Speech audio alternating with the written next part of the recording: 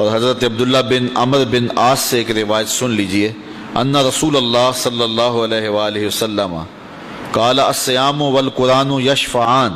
للعبد، روزہ بھی اور قرآن بھی بندے کے لیے شفاعت کریں گے۔ قیامت کا دن ہوگا تو یہ سفارشی بن جائیں گے،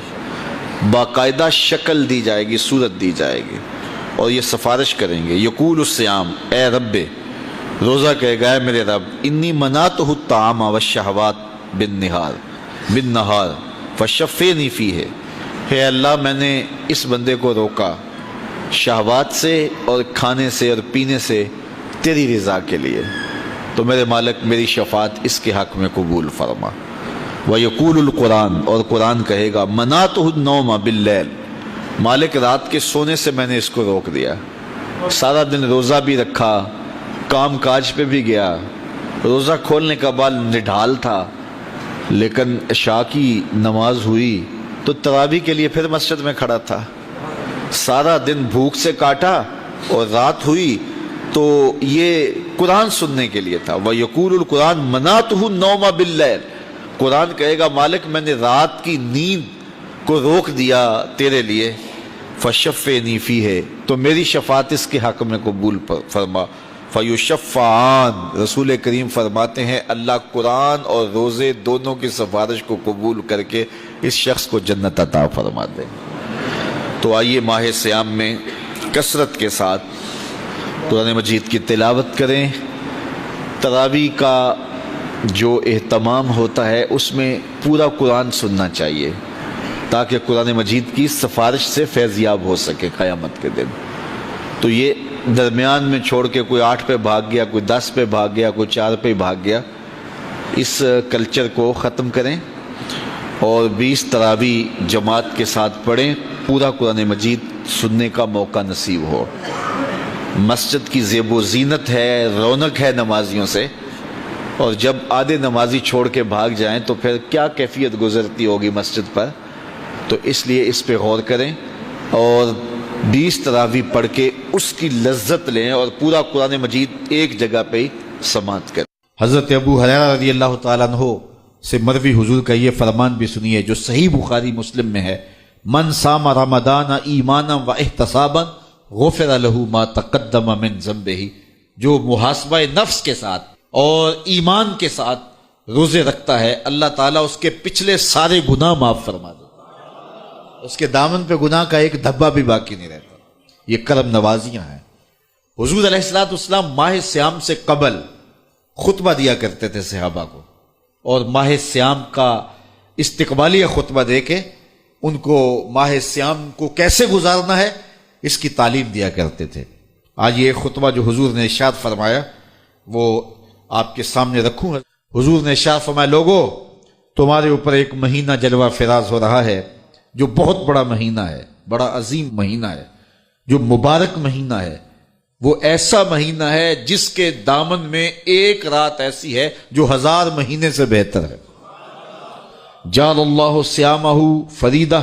اللہ نے اس مہینے کے روزے کو فرض بنایا، وقیام لیلۃ تطوعا، اور اس کی رات کے قیام کو نفل بنایا، من تقرب فیہ بخصلۃ من الخیر کان کمن ادى فریدۃ فیما سواہ، اور جس نے کوئی اس مہینے میں بھلائی کی تو وہ ایسے ہے کہ جس طرح اس نے فریضہ ادا کیا، اگر کسی نے نفل ادا کیا تو ایسے ہے جس طرح اس نے فرض ادا کیا۔ ومن ادى فریدۃ فیہ کان کمن ادى 70 فریدۃ فیما سواہ، اور جس نے اس مہینے میں ایک فرض ادا کیا اللہ تعالیٰ اس کو 70 فرضوں کا ثواب عطا کرے، وہ ایسا ہے جس طرح اس نے 70 فرائض عطا کیے۔ وہو شہر الصبر، وہ صبر کا مہینہ ہے۔ والصبر ثوابہ الجنہ، اور صبر کا ثواب جنت ہے۔ وشہر المواسات، ایک دوسرے سے پیار کرنے کا، ہمدردی کرنے کا مہینہ ہے، دکھ بانٹنے کا مہینہ ہے، لوگوں سے محبت کرنے کا مہینہ ہے۔ وشہر یزاد فیہ رزق المومن، یہ وہ بابرکت مہینہ ہے جس میں مومن کا رزق بڑھا دیا جاتا ہے۔ من فطر فیہ صائمہ، جس نے اس مہینے کے اندر افطار کروایا کسی شخص کو، روزہ دار کو، کان لہ مغفرۃ لذنوبہ، اللہ تعالیٰ اس کے گناہ معاف فرما دے گا۔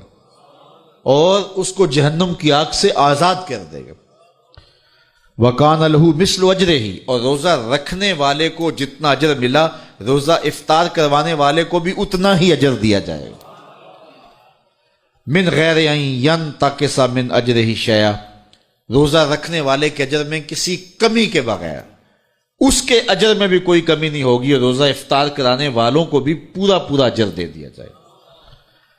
قلنا یا رسول اللہ صلی اللہ علیہ وسلم، صحابہ فرماتے ہیں ہم نے عرض کی اے اللہ کے پیارے حبیب، لیسا کلنا ناجد ما نفطر بہ الصائم، ہم میں سے سارے تو ایسے نہیں ہیں کہ جو روزہ دار کو روزہ افطار کروا سکے، غریب لوگ بھی ہیں، مسکین لوگ بھی ہیں، تو سارے لوگ تو ایسے نہیں ہیں۔ تو حضور نے کیا ارشاد فرمایا، سنیے،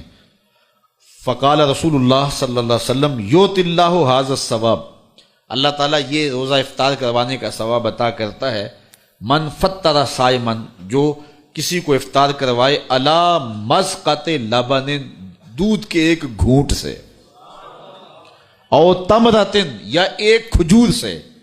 او شربۃ من ماء، یا پانی کے ایک گھونٹ سے۔ لازمی نہیں ہے کہ بہت سموسے پکوڑے بہت کچھ پڑے ہوئے ہوں اور بڑی فرنیاں شرنیاں ہوں، نہیں، اگر صرف ایک گھونٹ پانی کا پلا دیا، ایک لسی کا گھونٹ پلا دیا، ایک کھجور کھلا دی، تو حضور نے ارشاد فرمایا اللہ اس کو بھی پورا روزہ افطار کرنے کا ثواب عطا فرمائے۔ اور آگے فرمایا واشبع صائمن، اور جس نے شراب ہو کے کھلایا، اس کو صحیح پوری فل افطاری کروائی، تو اس کا اجر کیا، سقاہ اللہ من حوضی شربتا لا یظمأ حتی یدخل الجنہ، حضور فرمایا اللہ اس کو حوض کوثر سے جام پلائے گا یہاں تک کہ وہ جنت میں داخل ہو جائے گا، اور جنت میں داخل ہونے تک 50,000 سال کا دن ہوگا، اس کو دوبارہ پیاس بھی نہیں لگے گی۔ جب جام کوثر مل گیا، جس نے ایک گھونٹ بھی پی لیا، اس کو پھر پورا حشر کا دن پیاس نہیں لگے گی۔ وَهُوَ شَهْرٌ أَوَّلُهُ رَحْمَةٌ، فرمایا یہ وہ مہینہ ہے جس کا پہلا عشرہ رحمت ہے، وَأَوْسَطُهُ مَغْفِرَةٌ، اور جس کا درمیان والا حصہ مغفرت ہے، وَآخِرُهُ عِتْقٌ مِّنَ النَّارِ، اور آخری عشرہ جہنم سے آزادی کا پروانہ ہے۔ اور آگے ارشاد فرمایا وَمَنْ خَفَّفَ عَنْ مَمْلُوكِهِ فِيهِ، جس نے اپنے مزدور کو، اپنے غلام کو، اپنے ملازم کو، اپنے ماتحت کو نرمی کی، اس سے تھوڑا کام لیا، غفر اللہ لہو وآتقہ من النار، اللہ اس کے گناہ بھی بخش دے گا اور اس کو جہنم کی آگ سے آزادی بھی عطا فرمائے۔ تو یہ وہ بابرکت مہینہ ہے جو اللہ کی رحمتوں اور کرم نوازیوں کا نور ہے۔ حضور علیہ الصلوۃ والسلام نے ارشاد فرمایا لکل شیء زکوٰۃ وزکوٰۃ الجسد الصوم، ہر شے کی زکوٰۃ ہوتی ہے، جسم کی زکوٰۃ روزہ ہے۔ تو روزہ